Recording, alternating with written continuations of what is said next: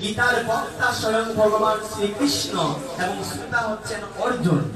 আর ভাগবতের বক্তা ছিল সুখদেব গোস্বামী পাদ, আর শ্রোতা হচ্ছেন কৈকেয়ী মহারাজ সমন্বিত 60,000 ঋষি। গীতার মধ্যে কেবল 700 শ্লোক 18টি অধ্যায় আছে, আর ভাগবতের মধ্যে 18,000 শ্লোক 335 অধ্যায় এবং 12টি স্কন্ধ আছে। তাহলে গীতা এবং ভাগবত কখনো এক নয়। এটা হচ্ছে ভগবত গীতা আর ওইটা হচ্ছে ভাগবত। এই ভগবত গীতার জ্ঞান ভগবান আজ থেকে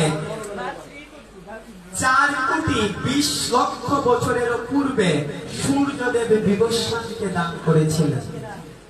আমরা অনেকে গীতা পড়ি, কিন্তু আসলে বাড়িতে সবাই গীতা থাকে, কিন্তু দুঃখের বিষয়, দুর্ভাগ্য, এই গীতাটাকে আমরা লাল সালু দিয়ে পেঁচিয়ে বাড়ির মধ্যে রেখে দিই, একটা দিনও খুলে দেখি না।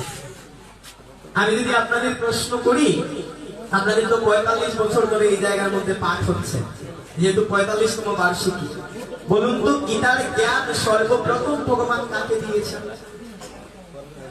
কাকে দিয়েছেন? অনেকে অর্জুনের নাম দিচ্ছেন মনে মনে, হয়তো মুখে প্রকাশ করছেন না। অনেকে বলছেন যে অর্জুনকে ভগবান দিয়েছেন। কোথায় দিয়েছেন? কবে?